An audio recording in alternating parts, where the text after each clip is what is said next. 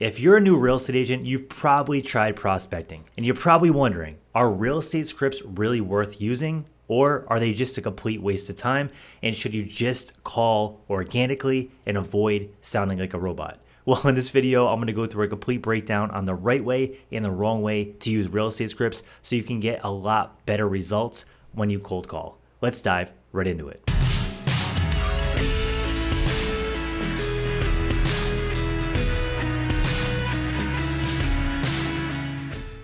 My name is Chris with New Agent HQ. On this channel, we give you all the tools, resources, and knowledge you need from day one in your real estate career to become successful. Before we get started, I do have something for you, and it's regard to today's video. So I got our complete black book of real estate scripts. If you want to grab a copy of it, there is a link down in the description today where you could get a digital download and use it for your prospecting.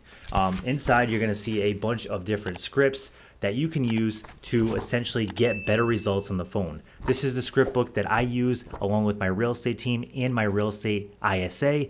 And the best part about these scripts is that they are low pressure, which I personally like because I don't like high pressure sales tactics.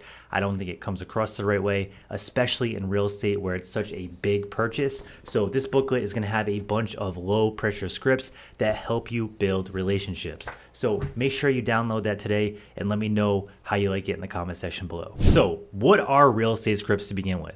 If you just clicked in this video and you don't know what scripts are, well, they're basically a outline or a blueprint to conduct a prospecting call. And a lot of people love scripts and a lot of people hate scripts. I've had multiple agents tell me that they don't like them. And I've had other agents tell me without a good script, it's almost impossible to become successful in prospecting. Now, in my opinion, the key to it is that a good script should be engaging, persuasive, but also relationship building in nature and not super high pressure. The days of high pressure selling are gone, especially in real estate. This is one of the biggest purchases anybody is going to make in their entire life, for most people at least. And high pressure selling to someone like that is probably not the best idea in my opinion. Now you might be asking, why should you actually use scripts? Well, using scripts isn't just about having something to say. A good script will help you build confidence and give you the confidence you need going into a sales call. Using scripts isn't just about reading word for word off a page. It's about giving you the confidence and the framework going into a call so you have a much higher chance of having a good outcome. Scripts are going to ensure that you hit all the key points and stay on track within your framework. It's also going to make sure you ask the right questions and don't overlook any key details when you get caught up in the middle of a conversation with a potential prospect. The best part is the more you use your real estate script, the more natural and organic your conversations are going to become. After a while of using a script, you might not even need to read from it anymore. It might make you super effective in your communication, and you might have the frameworks already in your head, so you no longer have to pick up your script book and read it word for word. But when you first get started, it's important to give yourself a framework, give yourself a script, and give yourself higher odds of having a successful prospecting call. Now let's talk about some of the common misconceptions of real estate scripts. Now I hear these all the time. Agents talk about this all the time. They talk about the fact that scripts sound robotic, they sound unnatural, and they end up in a situation where they're in this script book reading word for word like, "Great to hear, I specialize in assisting buyers, sellers, and investors in your area. I'm curious about how long." Like, that doesn't work. Okay, so I get it. If you're gonna read like that, don't make the call, right? Spend some time to practice, work on your tonality, and make it sound natural. Now, let me give you some examples of how it should sound, right? So say we go into the prospecting call. So you can either read it like this: "Hello, this is Chris. I came across your rental listing online. Is that still available?" That doesn't sound good. You can say, "Hey, this is Chris. I came across your rental listing online. Is that still available?"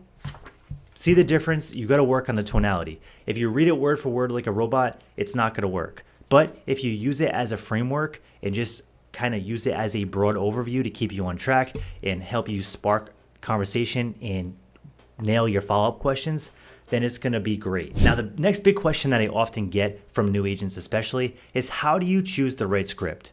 There are so many scripts out there. You can legit type in scripts online and you're gonna see a ton of them. And over the 9 years that I've been in real estate, I've used a bunch. Some were great, some were terrible, and some were just kind of mediocre. And over time, I've kind of learned my style, and you have to learn your style too.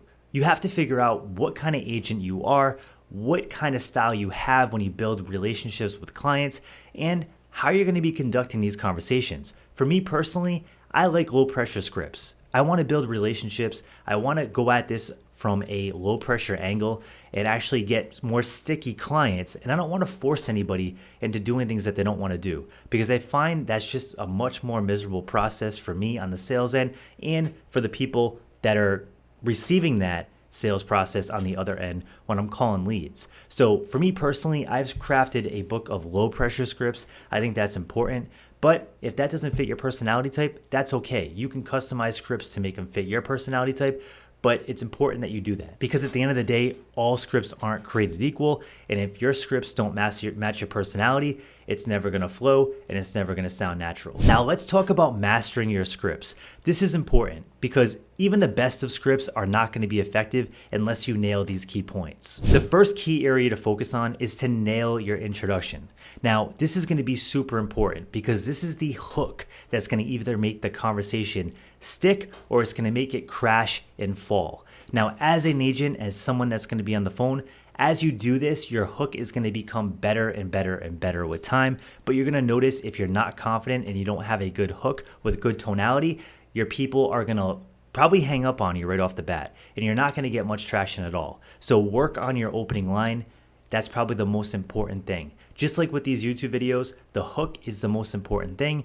Just the same with prospecting. In fact, you're probably calling somebody, they're probably in the middle of something, and you have to hook them on the phone so they give you more of a chance to explain why you're calling them, what your value proposition is, and why they should continue to listen to you. The next key point is the objection handlers. Now, it's important to learn objection handlers.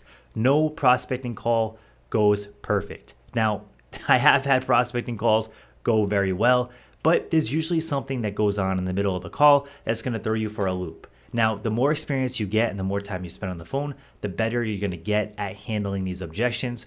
But right off the bat, I would get comfortable with some of the most common objection handlers that you're going to face, such as, oh, I'm just looking. Well, that's great. What would you say in that? So I have a low pressure way of handling that. I say, that's awesome. I love looking at houses too. How long have you been browsing? They're going to give you an answer and say, okay, that's great. Well, hey, if the ideal situation came along, are you looking to do something in 3 to 6 months, or are you looking further out, like, 1 or 2 years down the line, if you were to make a move? And then they'll usually break down and tell you a little bit more about their situation. Sometimes it's just a knee-jerk reaction, and they're afraid that they're going to be pressure sold something.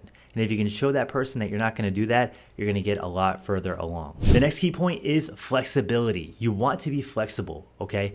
Be super flexible when you're prospecting. You don't want to be stuck to this script like a robot and read it word for word. When someone gives you an objection or they go off the script, you need to be able to pivot and have a normal conversation just like you would in a normal day. The scripts are just to get you to that point, but don't be afraid to pivot off the script and work with the person and get into the flow of a natural conversation. That's highly important. Now, that's going to take skill. It's going to take time. And over time of you being on the phone and learning the skill set, you're going to get better and better at that.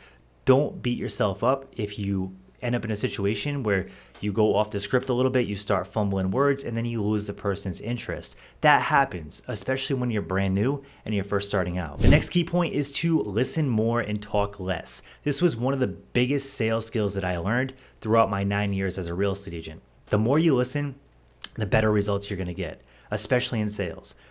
Don't you hate it when someone's trying to sell you something and all they do is talk over you and not give you a chance to talk? People want to be listened to and they want to be heard. So make sure when you're making these calls that you give people a chance to talk. Make sure you give them a chance to talk about what they want to talk about. And make sure you use a lot of open-ended questions. Open-ended questions are super important because it gives the person a chance to talk and really explain what their biggest pain points are and what their needs are in a deal. Okay, so the last key point you're probably not going to want to hear.